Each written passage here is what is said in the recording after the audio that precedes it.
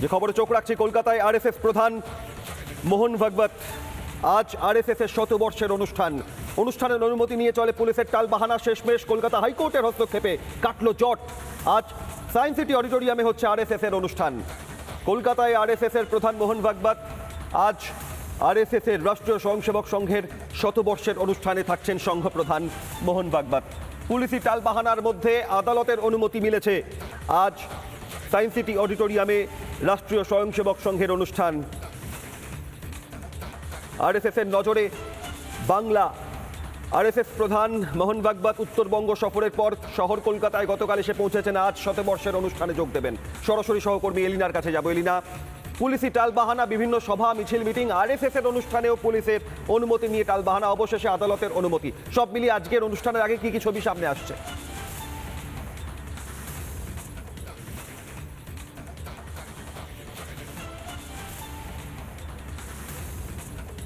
একেবারেই অভিক, দেখো একদিকে শতবর্ষে রাষ্ট্রীয় স্বয়ংসেবক সংঘ, অন্যদিকে শত বাধা পুলিশের। কিন্তু সেই শত বাধা কাটিয়ে, পুলিশি জট কাটিয়ে আজকে নির্ধারিত সময়সূচি মেনেই কিন্তু কলকাতার সায়েন্স সিটি অডিটোরিয়ামে এই শতায়ু সংঘ অর্থাৎ এই যে শতবর্ষ আরএসএস এর সেই প্রোগ্রাম কিন্তু ইতিমধ্যে শুরু হয়ে গিয়েছে।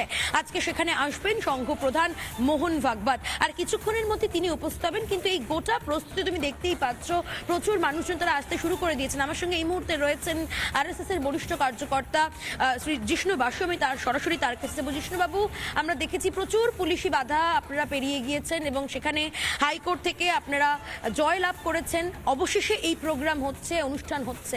কিন্তু একটা প্রশ্ন আজকে গোটা দেশের মনে, গোটা বাংলার মানুষের মনে, যে কেন বারবার এই যখন আমরা হিন্দুরা প্রোগ্রাম করি বা হিন্দুদের কোনো প্রোগ্রাম হয় বা অনুষ্ঠান হয়, তখন শত শত পুলিশি বাধা সামনে আসে, শত জট সামনে আসে এবং সেই জট কাটাতে হাইকোর্টের দ্বারস্থ হতে হয়। দেখুন, পুলিশ প্রশাসন মানে এক্সিকিউটিভ। ভারতবর্ষের গণতন্ত্রের তিনটি স্তম্ভ, লেজিসলেটিভ, জুডিশিয়ারি, এক্সিকিউটিভ। এটা তিনটেই স্বতন্ত্র স্তম্ভ হওয়া উচিত। কোনো রাজনৈতিক অঙ্গুলি হেলনে এটা করা উচিত নয়। যদি এই এক্সিকিউটিভ যে অংশ, যেটার মধ্যে প্রশাসন আছে, তা নিজের মতো করে কাজ না করতে পারে, তাহলে তার দক্ষতা আস্তে আস্তে হারায়। সেই দক্ষতা হারালে সবচেয়ে বেশি কষ্ট হয় রাজ্যের মানুষের। সেটা মুর্শিদাবাদের ধুলিয়ানেই হোক আর কিংবা যুবভারতী ক্রীড়াঙ্গনে রাজ্যের নাক কাটা যাক। এটার মূল কারণ হচ্ছে প্রশাসন যদি দক্ষতা হারায়, তাহলে ধীরে ধীরে রাজ্যবাসীর কষ্ট বাড়ে। আমার মনে হয় গতকাল আমাদের যতটা কষ্ট হয়েছে, সেটার থেকেও বড় বিষয় রাজ্যের প্রশাসন নিজের দক্ষতা হারাচ্ছে এবং তার ফলে রাজ্যবাসী আগামী দিনে তাদের সুরক্ষা, তাদের শান্তি, সেগুলোর ক্ষেত্রে একটা প্রশ্নচিহ্ন হয়ে দাঁড়ায়। আজকে দেখতে পাচ্ছি প্রচুর পরিমাণে কলকাতা পুলিশের পক্ষ থেকে আধিকারিকরা এসেছেন। আর কোনো কি বাধার সম্মুখীন আপনাদের হতে হচ্ছে জিষ্ণুবাবু? না, তার সঙ্গে দেখুন, পুলিশ প্রশাসনের ক্ষেত্রে একটা জিনিস সবসময় আমরা মনে রাখি, যে যারা পুলিশের আধিকারিক তারা অত্যন্ত পড়াশোনা করা, তারা একটা কঠিন পরীক্ষা সাধনার মধ্যে থেকে এসেছেন। তাদের বিষয়টা আজকের পরিস্থিতিতে তারা যে দৃষ্টান্ত স্থাপন করবেন, তার উপরেই পশ্চিমবাংলার সাধারণ মানুষের ভবিষ্যৎ নির্ভর করে আছে। তাই প্রশাসনের তাদের আমরা সম্মান শ্রদ্ধা করি। সত্যি কথা বলতে কি, যে আগে এরকম আধিকারিককে দেখতে মানুষে আসতেন। তাই তাদের যে শিক্ষাগত যোগ্যতা, তাদের দক্ষতা, সেই দক্ষতাকে হারালে হবে না। সেই দক্ষতা যদি আস্তে আস্তে হারিয়ে যায়, তাহলে রাজ্যবাসীর অকল্যাণ হবে। আজকের এই সময় অনুষ্ঠান সূচি নিয়ে যদি একটু বলে দেন আমাদের দর্শকদের উদ্দেশ্যে। মোহন ভাগবত কখন আসছেন, সংঘ প্রধান কখন আসছেন? পূজনীয় সরসংঘ চালকজির প্রথম যে সেশন, প্রথম যে সত্র, সেটা 10টা থেকে 11:15, তারপরে একটা বিরতি, তারপরে দুপুরের মধ্যাহ্ন ভোজনের আগে আরও একটি সত্রে উনি বক্তব্য রাখবেন।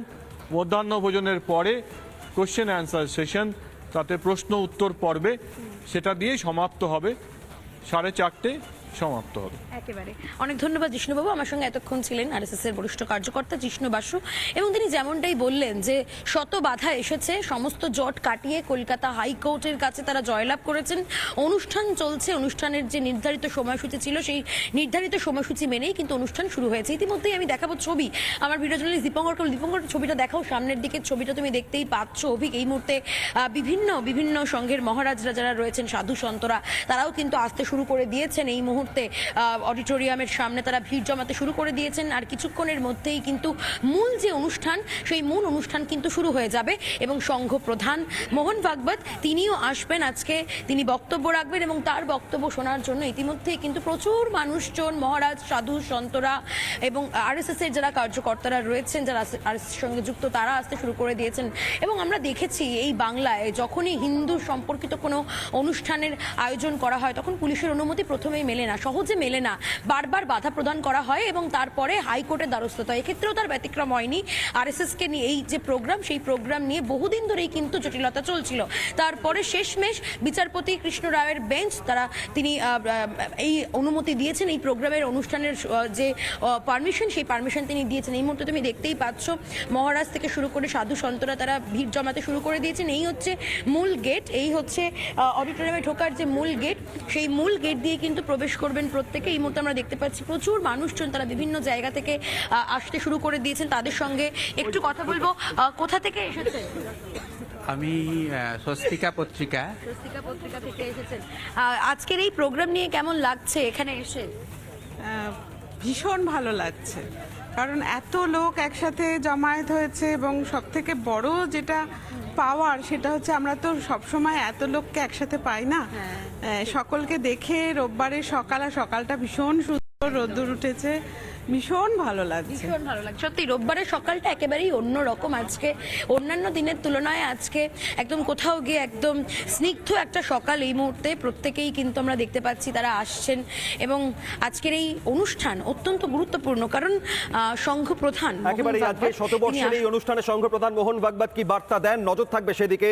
কলকাতায় আরএসএস প্রধান আরএসএস এর শতবর্ষের অনুষ্ঠানে যোগ দেবেন। ধন্যবাদ এলিনাকে, দিনভর নজর থাকবে আমাদের। অন্যদিকে পুলিশি টালবাহানা, কিন্তু অবশেষে কলকাতা হাইকোর্টের অনুমোদন। এ প্রসঙ্গে বিজেপি সাংসদ কেন্দ্রীয় মন্ত্রী সুকান্ত মজুমদার কি বলেছেন দেখুন। হাইকোর্টের কাছে তো এই তৃণমূল কংগ্রেস পরিচালিত এই পুলিশ, যাকে তৃণমূল কংগ্রেস পুলিশই বলা ভালো, কলকাতা পুলিশ বলা মানে কলকাতা পুলিশকে অপমান করা, সেই তৃণমূল পুলিশ এর আগেও কানমলা খেয়েছে, দুগালে থাপ্পড় খেয়েছে।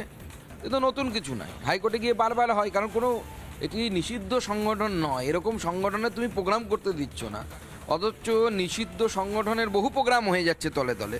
নিষিদ্ধ সংগঠন, ভারত বিরোধী সংগঠন, তারা কাজ করছে, তারা খাগড়াগড় ঘটাচ্ছে মুর্শিদাবাদের মতো গণ্ডগোল, যা তারা জীবন নিয়ে নিচ্ছে মানুষের, হিন্দুদের, তখন তুমি কিছু করতে পারছো না। নানা ধরনের কন্টেন্ট দেখার জন্য লাইক করুন, শেয়ার করুন আমাদের ফেসবুক পেজ, সাবস্ক্রাইব করুন আমাদের ইউটিউব চ্যানেল। পাশাপাশি অন্যান্য ব্রেকিং নিউজের জন্য অবশ্যই চোখ রাখুন রিপাবলিক বাংলায়।